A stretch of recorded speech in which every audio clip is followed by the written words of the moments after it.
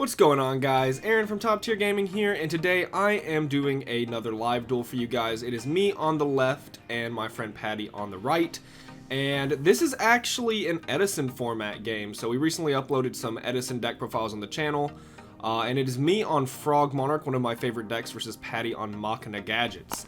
So if you're unaware, Konami actually sort of revealed the fact that we have, the new format. It's called Time Wizard format, where old formats are now sort of being, officially supported, which is nice for like GOAT players and Edison format players. I think these are like the two most popular old formats in general. And yeah, this is Edison format. If you're unaware, it's sort of in a period early 2010, and I think it's one of the most fun formats as far as like old retro formats are concerned. So we're starting the game off pretty slow, as Edison format games tend to start. He just set Peacekeeper set 3.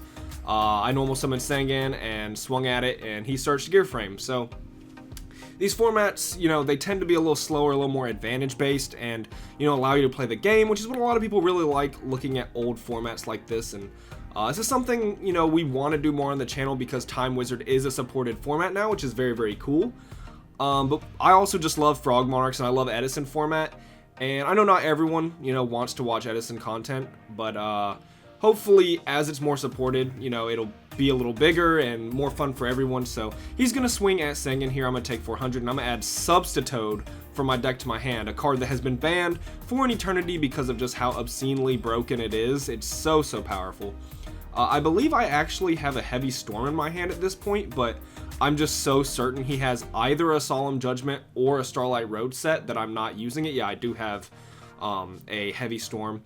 And, another thing about Edison format, if you're unaware, is like nowadays you have to play around things, like hand traps and, back row. It felt even more prevalent back then to a degree, because there were just one of staples, like Mirror Force, that you had to play around, like Torrential. These one of staples are what you were playing around, while like today we play around 3-ofs, like I gotta play around Droll, and we're not really playing around 1-ofs like Called by the Grave, right? So it's a little different. I'm technically playing around a Solemn Judgment right now with the Heavy Storm. So I think I just set a Dupe Frog in my hand and passed, and this is letting Patty sort of gain a lot of advantage here, because that's what Machina Gadgets do best. They just, every normal summons a +1, and I'm actually going to get punished by a Nobleman of Crossout hitting my Dupe Frog, which is quite unfortunate because I kind of needed that. And I just needed it to stick because I wanted to like full Substitute combo, because I also have a Pot of Avarice in my hand, which Pot of Avarice plus Substitute is amazing. He's going to swing in, and I'm going to Battle Fader. He does not have Royal Oppression, so he doesn't flip it there.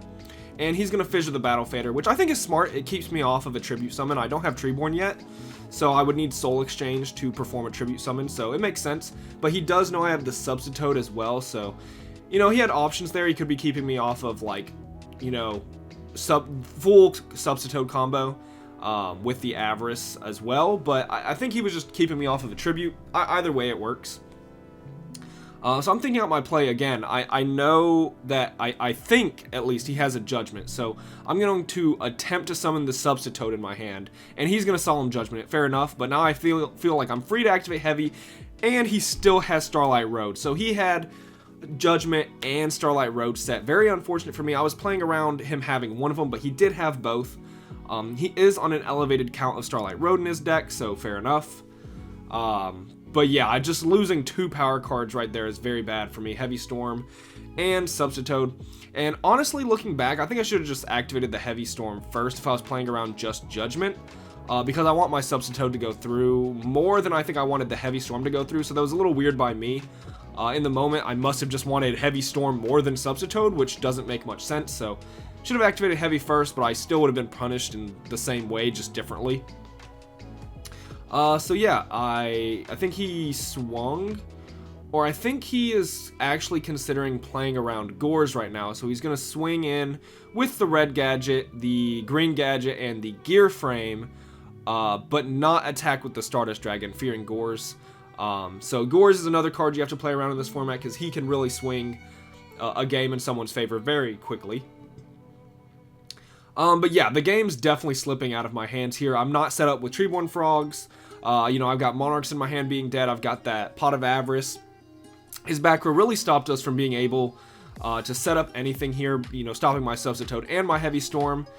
Just having Starlight Road and Judgment is really good for him. He's going to swing in. I'm going to Battle Fader, which allows me to put some Tribute Fodder on the field, but he's going to Soul Taker it, you know, giving us 1,000 life points, but, you know, again, we're put off of the Tribute Summon here. A Soul Exchange would be great, because I think I have an Econ in my hand, so I could Soul Exchange for Enemy Controller, and then sack that, and then summon Caius, and, you know, clear a lot of his board presence.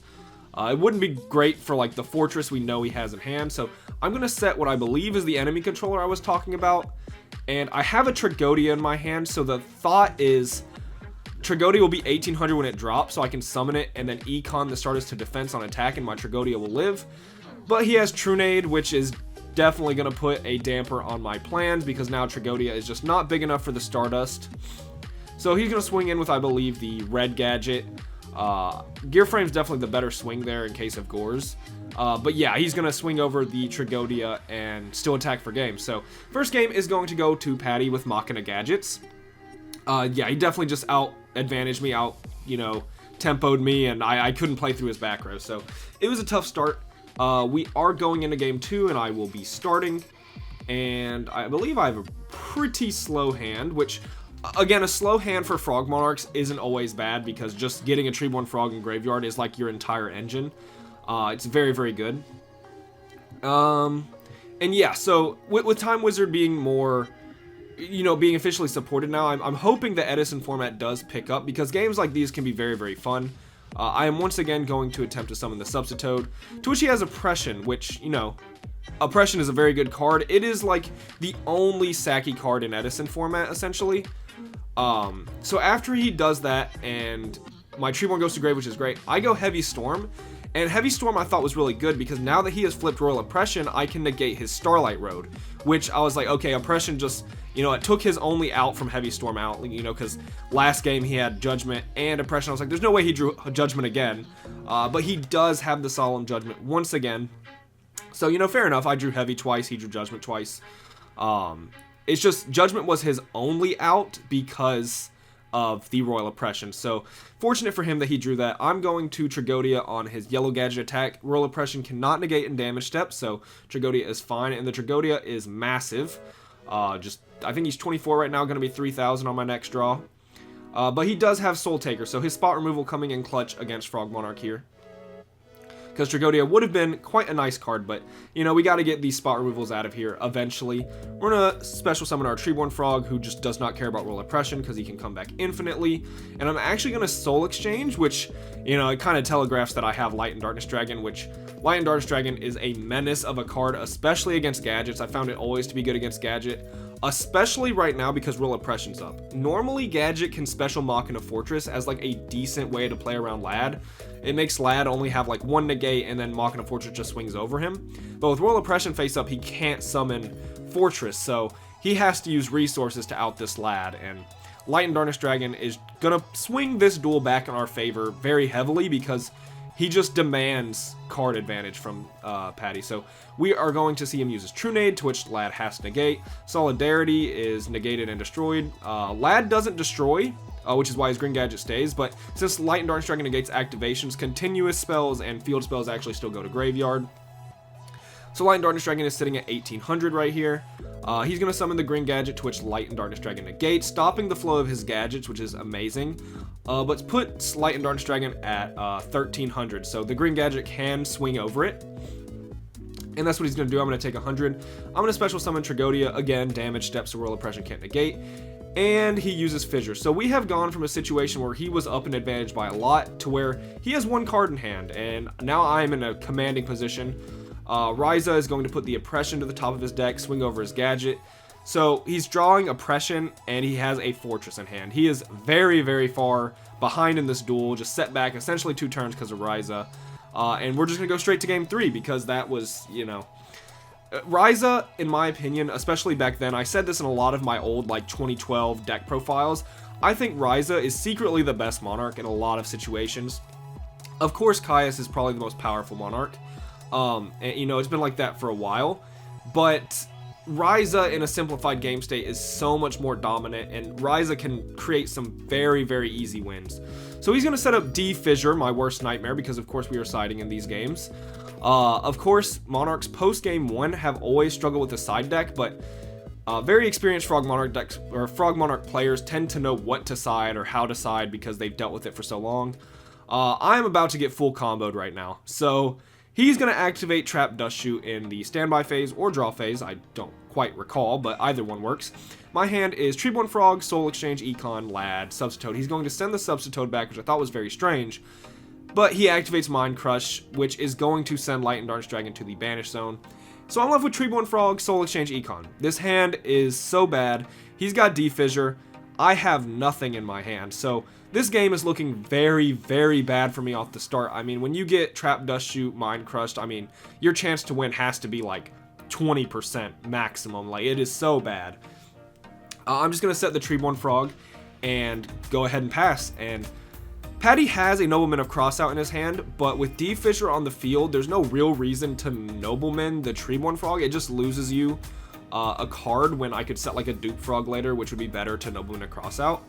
He's playing around Mirror Force actually, so a little bit of like lack of experience against the Frog Monarch matchup. They don't often side Mirror Force. It was a Dust Tornado, which allows him, once he swings at my Treeborn Frog, I can Dust Tornado the D-Fissure and guarantee Treeborn Frog in Graveyard, which is definitely a good step. We've, you know, negated essentially, or at least mitigated one of the strongest floodgates he has access to against Frog Monarchs, while also getting our Treeborn engraved. And we actually top decked a Light and Darkness Dragon, which is fantastic for us, because once again, Lad is such an amazing card, so powerful. And Lad is exactly the thing we need to sort of get back in this game from a just so heartbreaking Trap Dust Shoot Mind Crush start, right? Like, Light and Darkness Dragon is what we need here, and let's see how many cards it will get out of Patty's hand and sort of into our favor here. He's going to activate Soul Taker and Smashing Ground, to which Light and Darkness Dragon negates. Red Gadget gets negated by Lad, and then summons Red Gadget, which got negated by Lad. I think I just said that twice. And then Red Gadget crashes with Lad, and I'm going to summon the Treeborn Frog. To which I'm just going to use him as a wall here. Again, our hand is like Soul Exchange, Enemy Controller. It is absolutely terrible. So as good as Lad was, slowing him down, stopping his Gadget train, getting some cards out of his hand, it's not really putting me in a great spot here because our hand is just not very good. We're going to need some draws here. We're going to special our Treeborn Frog, which again, Patty has been playing this very, very defensive originally with thinking that I had a Mirror Force set, which has sort of allowed me to stay in this duel at a very high amount of life points, which is good for our situation, because if he had gone very aggressive this game, I think we would have been in a pretty rough spot, just because our hand is so terrible. And I think if you Mind Crush and Dust Shoot somebody, it is best to just go aggressive if you know they just don't have many things. I'm gonna like misclick here and tribute the Treeborn Frog instead of the Red Gadget. I want to tribute the Red Gadget. I think I even said tribute Red Gadget and I just tributed the Treeborn Frog. I don't know, it was really weird. I'm gonna randomly banish a back row with Caius, and it turns out to be D-Prison, which is great for us. Running over his Gadget and keeping a big threat on board. I'm just showing the camera there that I have 2 Soul Exchange. It's just not a good hand for us right now. But yeah, I think Patty should have played this a little more aggressive because he did have such a commanding lead in this game, and he's sort of letting it slip away from him here. Like, I'm just building hand at this point, while keeping, you know, a Caius on board, which demands respect. I mean, the 2400 attack stat is pretty powerful. It means you have to either Fortress run it over or use a back row to out him at this point, and Caius was already a +1. So he's just getting us free time here, as well as constant, you know, battle presence, which is very nice. He's going to summon Gear Frame and search Machina Fortress. And he's going to summon the Fortress, pitching a Gadget. I believe he had no more reds in deck, which is why he didn't summon it. I'm going to take 100 from the Fortress, and, you know, Treeborn's going to die to Gear Frame. He's going to think about equipping Gear Frame to Fortress, which is not good in the Frog Monarch matchup because of cards like Soul Exchange, Enemy Controller. It's just, like, very, very bad. So he decides not to, which is the better play. I'm going to special the Treeborn, and I believe I just pass. Again, I have to play this so passively, and it is up to Patty to sort of play aggressive and push this, because he should know my hand's terrible. I mean, he saw Soul Exchange Econ. If I'm not drawing a Monarch, like, I'm not doing anything with that hand. So he's going to actually swing with Fortress first to play around Gores, and then swing for 18. But I got to drop Gores here anyways. I do have the Gores. I have to drop it because, again, my hand, I need to use every card I have to its fullest potential. which means actually just dropping an 1800 Gores token here to set up some field presence. And I draw, you know, just the best card in the deck. I draw Swap Frog for turn, and this Swap Frog is going to be just the best card. Swap Frog, I've said it a million times, best card in Frog Monarchs. Of course, in Edison format, Substitoad's the best card in Frog Monarchs, but for most of Frog Monarch's history, Swap Frog is the best card in the deck, outside of like Light and Darkness Dragon. He is so good, being essentially infinite resources and has so much versatility in what he can do. And Swap Frog's going to be a champion here. I'm going to use the Gores to swing at the gear frame. I contemplated leaving the Gores in defense because he can't out a defense position Gores at this point in the game, but you know, I just have to put on some pressure, I think. I'm going to summon the Swap Frog to dump I believe a second Treeborn Frog, which plays into Soul Release a little bit. I'm not sure if he sided it, but I'm playing into it a bit so that I don't play into cards like Chain Disappearance as hard. I don't exactly know what he sided, but I'm going to bounce the Swap Frog back to my hand. And now we have a wall here, so there's not much board like clears besides Torrential. I'm really worried about messing with my board at this point. He's going to attack over the 1800 token, fair enough. I'm going to draw for turn. I don't exactly remember what I drew. I think it was a Battle Fader, so that helps me know that my life points are pretty safe, which is nice, unless he has Rural Impression, of course. I'm going to summon the Swap Frog, and I'm going to go ahead and dump a Substitoad. There's a couple of different things I could dump there, but in the grand scheme of things, it doesn't matter. I am just dumping Frog so that my draws are better. I'm going to swing at the Fortress. He takes 200. He's going to choose to pop the Gores, and I'm going to swing with Swap Frog, equaling 1200 damage. Bounce the Swap Frog back to my hand. And this game is just going to take some turns that are a little weird. Patty has run through all of his gadgets, which is why he's not summoning many monsters. Once gadgets run out of like their main, you know, cycle, their engine, it is very tough to have monster presence. So he's looking for a Pot of Avarice to send his monsters back. Any way to get to a monster here, because now he has back row, and Swap Frog is just a menace. And I think I actually forget to attack with Swap Frog right here, which, you know, that's just dumb by me. I think I actually just forgot to attack with the Swap Frog. He's going to summon Peacekeeper and swing at Treeborn, which if I attacked with the Swap Frog there, I think there was a way we get game earlier, which, you know, again, my bad. It wasn't like I was scared of Mirror Force or a Deep Prison, I just forgot to attack. So I'm going to summon Caius here, or attempt to summon Caius, which is why I hold it over the zone as such, and I banish the Peacekeeper, don't want him getting any advantage off that. And I swing for 2400, which he takes, so he's at 900, so if I attacked with that Swap Frog, it was game. But this game is going to take a very strange turn here in a second, and I'll explain that when it gets to it. I don't exactly know what happened, and it's going to get weird. So he Soul Exchanges, or not Soul Exchanges, what is that card called? I think I said it, Soul Taker, there we go. I'm going to know some of the Swap Frog. And I'm going to swing with the Swap Frog. I can see him messing with his calculator, which tells me I definitely swung with it there. So I'm not quite sure why he didn't take the damage, you know, question mark on the screen, because I don't know how he's alive. Yeah, I've watched this footage back a few times, sort of questioning why. So I'm going to summon the Swap Frog again for my turn as he set and passed. Dump the Swap Frog again. Dumping all these, you know, Aqua monsters is just making my draws, Monarchs, or just really a lot better draws. I'm going to draw power cards. So Patty is now at a negative 1100 life points, because I'm counting the last Swap Frog as well. So we just added 2000 damage. He's chilling at a very clean negative 1100. So Frog Monarch has won the game at this point, but there's some like good gameplay that happens after this, and we wanted to just, you know, keep it in here because, you know, we're still playing it out. It would feel weird to just end the video where it's at. So at this point, you can sort of take solace in knowing who is the victor of this matchup here, which is going to go to Frog Monarch, but there's some footage here where we're just playing, and let's see how low Patty can actually get before he realizes he's dead, because I think he actually gets lower than negative 1100 if I remember correctly. It's been a couple days since I edited this. I lost my voice for a few days last week, so I wasn't able to voice over this. I'm going to take 1800 and drop Trag. To which he Smashing Grounds. You know, I don't think Trag, or any sort of battle stopper in my deck has stuck on the field. Maybe one battle fader this game. It's been a tough ride. I can't summon my Treeborn Frog because of course I have back row. 1 second, I've got to take a drink. So I summoned the Swap Frog, who has been an absolute champion. Dump what I think is the last Aqua in my deck, potentially.